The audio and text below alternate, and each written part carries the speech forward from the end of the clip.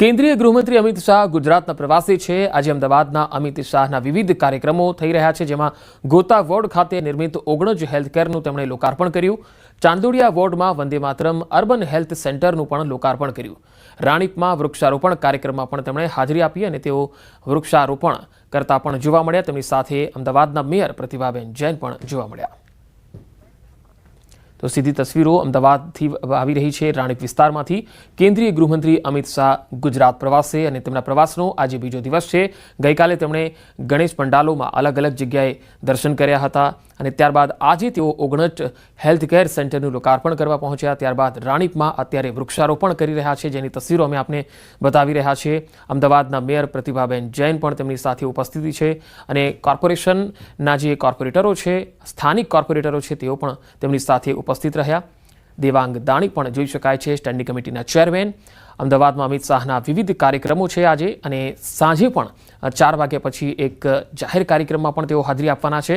હાલ જે અલગ અલગ જે મત વિસ્તાર છે, ગાંધીનગર મત વિસ્તાર અને અમદાવાદના કેટલાક જે વિસ્તારો છે, ત્યાં તેઓ અલગ અલગ કાર્યક્રમોમાં અત્યારે હાજરી આપી રહ્યા છે। હાલ તસવીરો રાણીપ વિસ્તારથી આવી રહી છે, જ્યાં તેઓ વૃક્ષારોપણ કરી રહ્યા છે।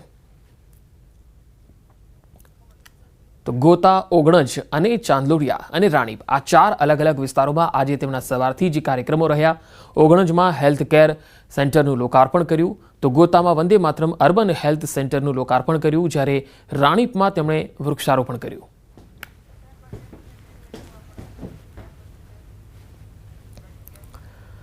અને હવે વાત ભાદરવામાં ભરપૂર વરસાદની।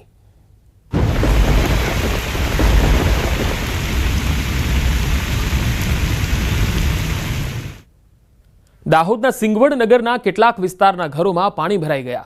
સિંગવડ ખાતે કબૂતરી નદીમાં પાણીની ભારે આવક થતાં નદી 2 કાંઠે વહેવા લાગી। રાત્રિ દરમિયાન પડેલા ભારે વરસાદને પગલે મકાનોમાં પાણી ઘૂસી ગયા। વરસાદી પાણીનો નિકાલ ન હોવાના કારણે રોડ પર 1 થી 1.5 ફૂટ પાણી ભરાઈ જતા લોકો હેરાન પરેશાન થયા। દાહોદના સિંગવડ નગરથી આ તસવીરો આવી રહી છે। જોઈ શકાય છે કે કેટલું પાણી છે એ રસ્તાઓ પર જોવા મળે છે। કબૂતરી નદીમાં પાણીની ભરપૂર આવક છે, જેના કારણે નદીના પાણી જે છે આસપાસના વિસ્તારોમાં આવી રહ્યા છે। સિંગવડ નગર જળબંબાકારની સ્થિતિમાં જોવા મળ્યો। અહીંયા લોકોના ઘરો સુધી પાણી આવી ગયા છે, જેથી લોકોને પણ હાલાકી ભોગવવાનો વારો આવ્યો। વધુ માહિતી મેળવીએ, દાહોદથી સંવાદદાતા સૌરભ ગેહલોત જોડાયા છે। સૌરભ, દાહોદમાં સિંગવડની હાલ સ્થિતિ શું છે અને બાકીના વિસ્તારોમાં વરસાદ કેવો છે?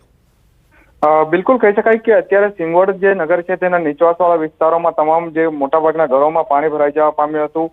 મોડી રાત્રેથી લઈ અને સિંગવડ પંથકની અંદર ધોધમાર વરસાદ વરસી રહ્યો છે અને કહી શકાય કે 31 mm જેટલો વરસાદ સિંગવડ પંથકની અંદર વરસી ચૂક્યો છે। ત્યારે કહી શકાય જે સિંગવડના નીચાણવાળા વિસ્તારો છે અને રોડ છે, ત્યાં રોડ ઉપર 1 થી 1.5 જેટલું ફૂટ પાણી ભરાઈ જવા પામે છે અને વાહન ચાલકો અને રાહદારીઓને ભારે હાલાકી વેઠવી પડી રહી છે। તેમજ સિંગવડ નગરની અંદર જે નીચાણવાળા વિસ્તારોમાં જે પાણી ભરાવાના કારણે એક કાચું મકાન પણ ધરાશાયી થવા પામ્યું હતું। જો કહી